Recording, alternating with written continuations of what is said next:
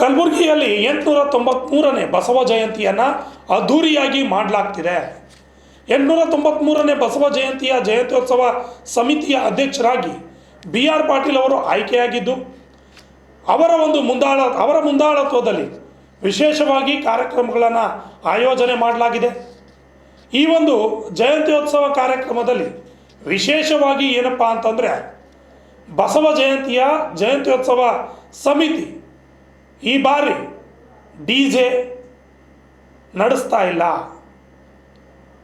DJಗೆ ಅನುಮತಿಯನ್ನು ನಾವು ನೀಡ್ತಾ ಇಲ್ಲ ಅಂತ ಬಸವ ಜಯಂತಿ ಉತ್ಸವ ಸಮಿತಿಯವರು ಮಾಹಿತಿಯನ್ನು ನೀಡಿದ್ದಾರೆ.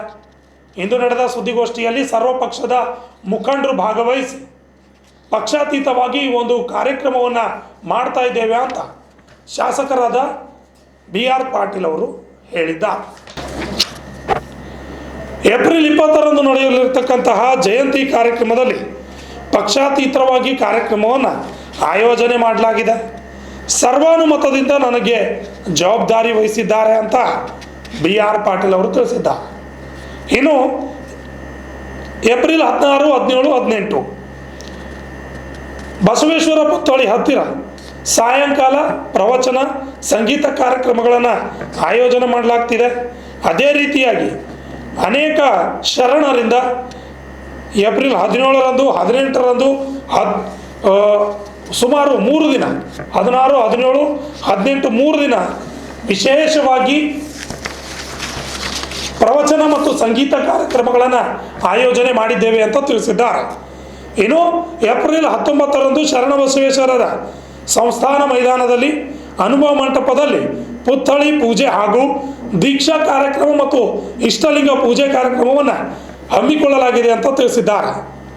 ಇನ್ನು ಏಪ್ರಿಲ್ 19ರಂದು ಸಂಜೆ ಬಹಿರಂಗ ಸಭೆ ಹಮ್ಮಿಕೊಳ್ಳಲಾಗಿದ್ದು, ಈ ಸಭೆಗೆ ಬೀದರ್ ಜಿಲ್ಲಾ ಉಸ್ತುವಾರಿ ಸಚಿವರಾದ ಈಶ್ವರ್ ಖಂಡ್ರೆ ಅವರು ಆಗಮಿಸಲಿದ್ದಾರೆ ಅಂತ ತಿಳಿಸಿದ್ದಾರೆ. ಇನ್ನು ಏಪ್ರಿಲ್ 20ಕ್ಕೆ ಬಸವ ಜಯಂತಿ ದಿನ ಬೆಳಗ್ಗೆ 8 ಗಂಟೆಗೆ ಸರ್ಕಾರದ ವತಿಯಿಂದ ಬಸವ ಜಯಂತ್ಯೋತ್ಸವದ ಧ್ವಜಾರೋಹಣ ಮತ್ತು ಬಸವೇಶ್ವರರ ಮೂರ್ತಿಗೆ ವಿಶೇಷ ಪೂಜೆಯನ್ನು ಸಲ್ಲಿಕೆ ಮಾಡಲಾಗುತ್ತದೆ ಅಂತ ತಿಳಿಸಿದ್ದಾರೆ. ಇನ್ನು ಏಪ್ರಿಲ್ 20ರಂದು ನಂತರ ಸಾಯಂಕಾಲ ಗಂಜನ ನಗರೇಶ್ವರ ಶಾಲೆಯಿಂದ ಅದ್ಧೂರಿ ಮೆರವಣಿಗೆ ನಡೆಯಲಿದೆ. ಸರ್ವ ಪಕ್ಷದ ನಾಯಕರು ಈ ಕಾರ್ಯಕ್ರಮದಲ್ಲಿ ಭಾಗವಹಿಸಲಿದ್ದಾರೆ ಅಂತ ತಿಳಿಸಿದ್ದಾರೆ. ಇನ್ನು ಬಸವ ಜಯಂತಿಯ ಪ್ರಚಾರಕ್ಕಾಗಿ ಏಪ್ರಿಲ್ 10ರಿಂದ ಕಲಬುರಗಿ ಜಿಲ್ಲೆಯ ವಿವಿಧ ತಾಲೂಕುಗಳಿಗೆ ಭೇಟಿ ನೀಡಿ ಪ್ರಚಾರವನ್ನು ಮಾಡಲಿದ್ದೇವೆ ಅಂತ ತಿಳಿಸಿದ್ದಾರೆ. ಬರುವ 20ನೇ ತಾರೀಕಿನ ದಿವಸ ಏನು ಕಳೆದ ಸಲ ಪಕ್ಷಾತೀತವಾಗಿ ಜಾತ್ಯತೀತವಾಗಿ ನಾವೆಲ್ಲರೂ ಸೇರಿ ಒಗ್ಗಟ್ಟಾಗಿ ಅತ್ಯಂತ ವಿಜೃಂಭಣೆಯಿಂದ ಬಸವ ಜಯಂತಿಯನ್ನು ಶ್ರೀ ಎಂ ಪಾಟೀಲರ ಅಧ್ಯಕ್ಷತೆಯಲ್ಲಿ ನಾವು ಮಾಡಿದ್ದೀವಿ. ಅದೇ ಒಂದು ಪರಂಪರೆಯನ್ನು ಮುಂದುವರ್ಸ್ಕೊಂಡು ಹೋಗೋದಕ್ಕೆ ಇದು 3ನೇ ಸಭೆ ನಾವು ಸೇರ್ತಾ ಇರೋದು. 1ನೇ ಸಭೆಯಲ್ಲಿ ಶರಣ ಪ್ರಕಾಶ್ ಪಾಟೀಲ್ ಇದ್ದರು, ಶರಣಬಸಪ್ಪ ದರ್ಶನಪುರವರು ಇದ್ದರು, ಮತ್ತು ಅನೇಕ ಸುಶೀಲ್ ನಮೋಶಿಯವರು ಇದ್ದರು, ಎಲ್ಲರೂ ಇದ್ದೀವಿ. ಸರ್ವಾನುಮತದಿಂದ ನಮ್ಮಿಬ್ಬರ ಮೇಲೆ ಜವಾಬ್ದಾರಿ ಹೊರಿಸಿ ಇತರ ಪದಾಧಿಕಾರಿಗಳೊಂದಿಗೆ ನಮ್ಮ ಸಮಿತಿಯನ್ನು ರಚನೆ ಮಾಡಿದ್ದಾರೆ. ಆ ಕಾರಣಕ್ಕಾಗಿ ನಮ್ಮ ಸಮಾಜದ ಎಲ್ಲ ಬಂಧುಗಳಿಗೆ ನಾನು ಶರಣರಿಗೆ ಅಭಿನಂದಿಸ್ತೀನಿ. ಒಂದು 19ನೇ ತಾರೀಕಿನ ದಿವಸ, ಅದಕ್ಕಿಂತ ಮುಂಚೆ 16, 17, 18 ಏನು ಬಸವೇಶ್ವರ ಪುತ್ಥಳಿ ಇದೆ, ಆ ಪುತ್ಥಳಿ ಹತ್ತಿರ ಸಾಯಂಕಾಲ 7 ಗಂಟೆಗೆ ಪ್ರವಚನ ನಡೀತದೆ. 3 ದಿವಸಕ್ಕೆ ಸಂಗೀತ ಮತ್ತು ಪ್ರವಚನ. 16 ಸಾಯಂಕಾಲ 7 ಗಂಟೆಗೆ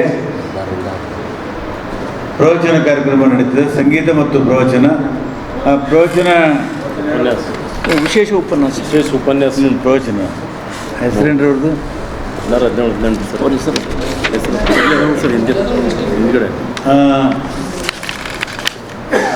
ಸಾನ್ನಿಧ್ಯ ಶ್ರೀ ಪ್ರಭುಶ್ರೀ ಮಾತಾಜಿ ಅಕ್ಕಮಹಾದೇವಿ ಆಶ್ರಮ ಕಲಬುರಗಿ. ಉದ್ಘಾಟನೆ ಪೂಜ್ಯ ಶರಣ ದಕ್ಷಿಣೆ ಅಮ್ಮವರು ಹಾಗೂ ಅನುಭವ ಶರಣ ಗಂಗಾಂಬಿಕಾ ಬಸವರಾಜಪ್ಪ ಭದ್ರಾವತಿಯವರು. ವಿಷಯ ಬಸವಣ್ಣನವರ ಸಮಗ್ರ ಕ್ರಾಂತಿ. ಮತ್ತು ಮುಖ್ಯ ಅತಿಥಿಗಳಾಗಿ ಡಾಕ್ಟರ್ ಮೀನಾಕ್ಷಿ ಬಾಳಿ, ಶರಣ ಡಾಕ್ಟರ್ ಭಾಗ್ಯಶ್ರೀ ಶರಣಪ್ರಕಾಶ್ ಪಾಟೀಲ್, ಅಧ್ಯಕ್ಷತೆ ವಿಲಾಸವತಿ ಕೂಬಾ. ಇದು 16ನೇ ತಾರೀಕಿನ ಕಾರ್ಯಕ್ರಮ.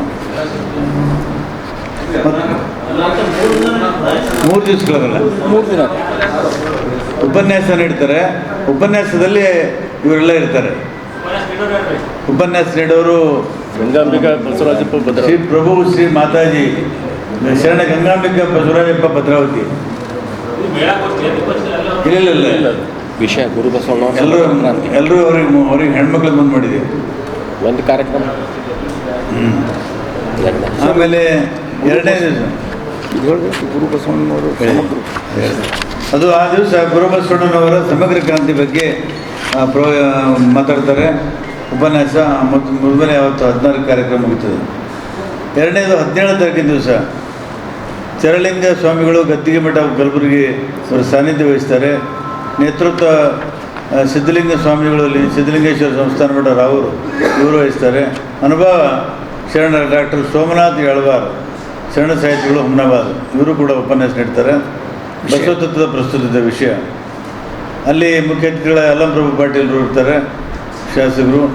ಬಸವರಾಜ್ ಅಲ್ಗಾರು ಇರ್ತಾರೆ, ಲೋಕಾಯುಕ್ತ ಕಲಬುರಗಿ. ಶರಣಕುಮಾರ್ ಮೋದಿಯವರು ಅಖಿಲ ಭಾರತ ವೀರಶೈವ ಮಹಾಸಭಾ ಜಿಲ್ಲಾಧ್ಯಕ್ಷರು ಅವರು ಇರ್ತಾರೆ. ಅಧ್ಯಕ್ಷತೆ ಆರ್ ಜಿ ಶೆಟ್ಗಾರ್ ಅವರು ವಹಿಸ್ತಾರೆ. ಇದು 16ನೇ ತಾರೀಕಿನ ಕಾರ್ಯಕ್ರಮ. 18ಕ್ಕೆ ಪೂಜ್ಯ ಶಾಂತವೀರ ಮುರುಘರಾಜೇಂದ್ರ ಮಹಾಸ್ವಾಮಿಗಳು ಶಾಖಾಮಠ ಗುರುಮಿಟ್ಕಲ್ ಇವರು ಸಾನ್ನಿಧ್ಯ ವಹಿಸ್ತಾರೆ. ನೇತೃತ್ವವನ್ನು ಪೂಜ್ಯ ಶ್ರೀ ವಿಶ್ವನಾಥ್ ಸುವರ್ಣೇಶ್ವರ ಸ್ವಾಮಿಗಳು ತೊಂಟದಾರ ಅನುಭವ ಮಂಟಪ ಆಳಂದ ಇವರು ನೇತೃತ್ವ ವಹಿಸ್ತಾರೆ. ಅನುಭವ ಶರಣ ಗುರುಲಿಂಗಪ್ಪ ದಬಾಲೆ ಪ್ರಾಧ್ಯಾಪಕರು ಸ್ನಾತಕೋತ್ತರ ಕೇಂದ್ರ ಅಕ್ಕಲಕೋಟೆ ಮಹಾರಾಷ್ಟ್ರ ಇವರು ಅನುಭವ ನೀಡ್ತಾರೆ. ವಿಷಯ ಮಹಾನೇತಾರ ಬಸವಣ್ಣನವರ ಬಹುಮುಖ ವ್ಯಕ್ತಿತ್ವ.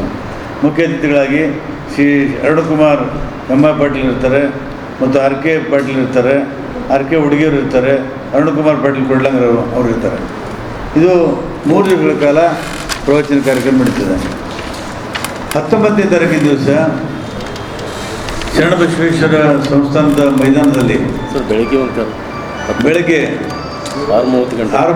ಬೆಳಗ್ಗೆ ಅನುಭವ ಮಂಟಪದಲ್ಲಿ ಶರಣಬಸವೇಶ್ವರ ಸಂಸ್ಥಾನದ ಅನುಭವ ಮಂಟಪದಲ್ಲಿ ಇಷ್ಟಲಿಂಗ ಪೂಜೆ ಆಗ್ತದೆ ಮತ್ತು ದೀಕ್ಷಾ ಕಾರ್ಯಕ್ರಮ. ಯಾರು ದೀಕ್ಷಾ ಬಯಸಿ ಬಂದಿರ್ತಾರೆ ಎಲ್ರಿಗೂ ದೀಕ್ಷೆ ಮಾಡಲಾಗುವುದು. ಜಾತಿ ಎಣಿಸಿದ್ದೇನೆ ಜಾತ್ಯತೀತವಾಗಿ ಮತ್ತು ಇಷ್ಟಲಿಂಗ ಪೂಜೆ ಕೂಡ ನೆರವೇರುತ್ತದೆ. ಸಾಯಂಕಾಲ ಬಹಿರಂಗ ಸಭೆ ನಡೀತದೆ. ನಮ್ಮ ಅಖಿಲ ಭಾರತ ವೀರಶೈವ ಮಹಾಸಭೆ ಅಧ್ಯಕ್ಷರಾದಂಥ ಈಶ್ವರ್ ಖಂಡ್ರೆ ಅವರು ಬರ್ತಾರೆ. ಅವರಿಗೆ ಸಮಾಜ ವತಿಯಿಂದ ಸನ್ಮಾನ ಮಾಡ್ತೀವಿ. ಮತ್ತು ಪ್ರಮುಖ ಅಲ್ಲಿ ಮಾತನಾಡುವಂಥವರು ಈ ನಾಡಿನ ಖ್ಯಾತ ವಚನಕಾರ ಸಾಹಿತಿ ಶಂಕರ್ ದೇವನೂರು ದೇವನೂರು ಮಹಾದೇವರ ಸಹೋದರ ಅವರು ಬರ್ತಾರೆ. ಶಿವಾನಂದ ಸ್ವಾಮಿ ಹಂದಿಗಳು ಕೂಡ ಇರ್ತಾರೆ.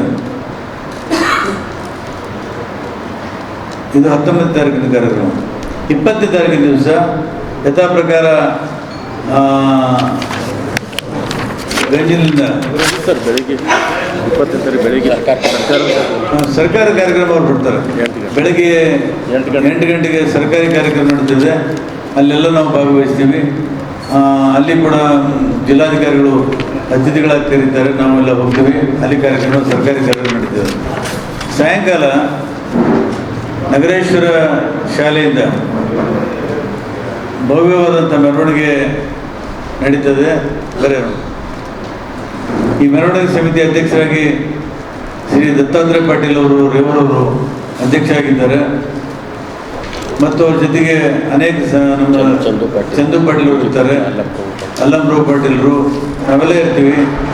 ದೊಡ್ಡ ಮೆರವಣಿಗೆ ಅವತ್ತು ಕಾರ್ಯಕ್ರಮ ಪ್ರಾರಂಭ ಆಗ್ತದೆ. ಅವತ್ತು ನಮೋಶ್ವರ್ ಇರ್ತಾರೆ ಮತ್ತು ಶರಣಪ್ರಕಾಶ್ ಪಾಟೀಲ್ ಇರ್ತಾರೆ, ದರ್ಶಾಪುರ ಇರ್ತಾರೆ. ಒಟ್ಟಾರೆ ಕಲಬುರಗಿಯಲ್ಲಿ ಕಳೆದ ಸಲ ಏನೋ ಒಂದು ವಿನೂತನವಾಗಿ ಎಲ್ಲರೂ ಒಗ್ಗಟ್ಟಾಗಿ ಎಲ್ಲ ಕಾಯಕ ಜೀವಿಗಳ ಜೊತೆಗೆ ಸೇರಿ ಕಾರ್ಯಕ್ರಮ ನಾವು ಮಾಡುವಂಥದ್ದು ನಿರ್ಧಾರ ಮಾಡಿದ್ದೀವಿ. ಇಲ್ಲಿ ಜಾತಿ ಭೇದವಿಲ್ಲ, ಧರ್ಮ ಭೇದವಿಲ್ಲ, ಎಲ್ಲರೂ ಕೂಡ ಈ ಕಾರ್ಯಕ್ರಮಕ್ಕೆ ಭಾಗವಹಿಸಬೇಕು ಅಂತ ನಾವು ಆಹ್ವಾನ ಕೊಡ್ತಾ ಇದ್ದೀವಿ. ಈ ಕಾರ್ಯಕ್ರಮ ಯಶಸ್ವಿಯಾಗಿ ನಡೆಯೋದಕ್ಕೆ ನಿಮ್ಮ ಸಹಕಾರ ಕೂಡ ಬೇಕು ಅಂತೇಳಿ ನಾನು ಕೊನೆಯಲ್ಲಿ ಹೇಳಿ ಇವತ್ತು ಬಿ ಜಿ ಪಾಟೀಲರು ನಮ್ಮ ಜೊತೆಗಿದ್ದಾರೆ, ಅವರು ಮಾತಾಡ್ತಾರೆ.